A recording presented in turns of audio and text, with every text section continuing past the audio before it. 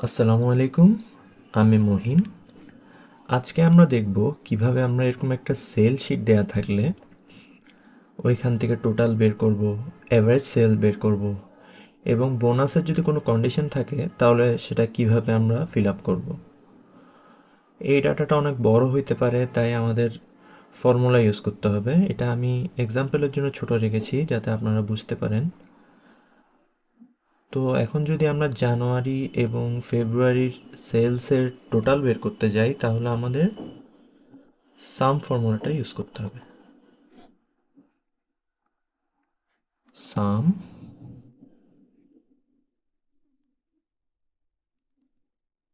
এখন আমরা এই টোটাল সিলেক্ট করব, ব্র্যাকেট অফ করব, এন্টার। তাহলে আমাদের জানুয়ারির টোটাল চলে এসেছে। এখন আমরা এখানে কোণার থেকে যদি টেনে এখানে এনে দিই তাহলে আমাদের ফেব্রুয়ারির টোটালটাও চলে এসেছে। আমরা এখন এটা একটু ফর্মুলেট করে দিই। টাইম রোমানে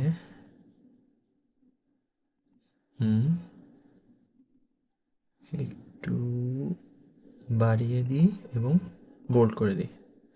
ঠিক আছে, আমরা তাহলে জানুয়ারি এবং ফেব্রুয়ারি সেলস বের করে ফেলেছি। এখন আমাদের যা করতে হবে, এখন আমরা এটার অ্যাভারেজ বের করব, জানুয়ারি এবং ফেব্রুয়ারি সেলসের অ্যাভারেজ, মানে কে কত অ্যাভারেজ সেল করেছে দোনোটা মিলিয়ে। এখানে এমপ্লয়ের নাম দেয়া আছে, তো আমরা দেখি অ্যাভারেজ ফর্মুলা আমরা ইউজ করব এখন। অ্যাভারেজ,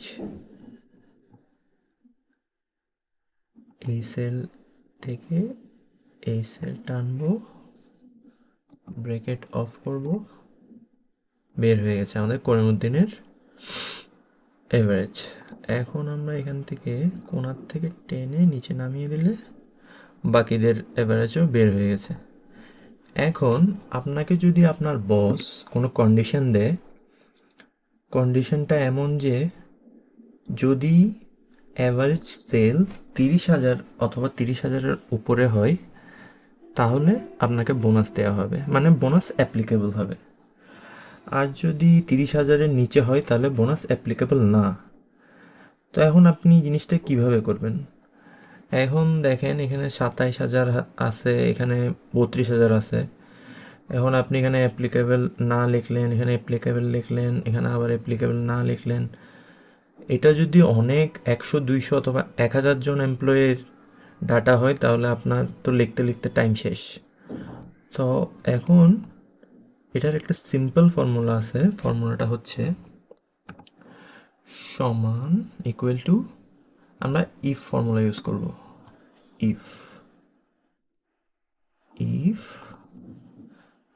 এখন আমাদেরকে লজিক্যাল টেস্টের জন্য ভ্যালু সিলেক্ট করতে হবে। আমরা এই ভ্যালুর উপর লজিক্যাল টেস্ট করব, ঠিক আছে? এখন আমরা এটা সিলেক্ট করলাম। তো আমাদেরকে বলা হয়েছিল 30,000-এর যদি উপরে হয় তাহলে বোনাস অ্যাপ্লিকেবল। তাহলে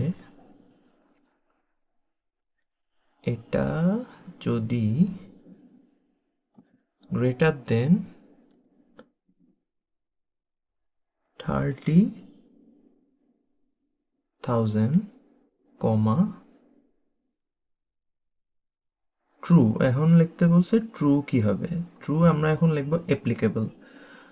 আমাদের কোনো টেক্সট লেখার আগে ডবল কোটেশন ইউজ করতে হয়। সো আমরা লিখব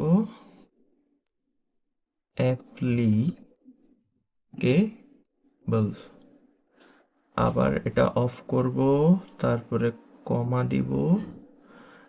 আর যদি এটা ফলস হয় তাহলে কি হবে? তাহলে হবে নট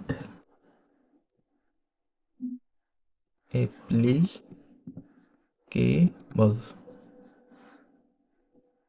এখন আমরা ব্র্যাকেটটা অফ করে দেব, এন্টার। তাহলে এটা 30,000 টাকার নিচে আছে, তাই এটা নট অ্যাপ্লিকেবল আসছে। এখন আমরা এখান থেকে টেনে দিলে কোনটা অ্যাপ্লিকেবল না এখানে ক্লিয়ারলি চলে এসেছে। এই সিম্পল ওয়ে ইউজ করে আমরা সেল শিট তৈরি করতে পারি যদি আমাদের ডাটা অনেক বড় হয়। Thank you.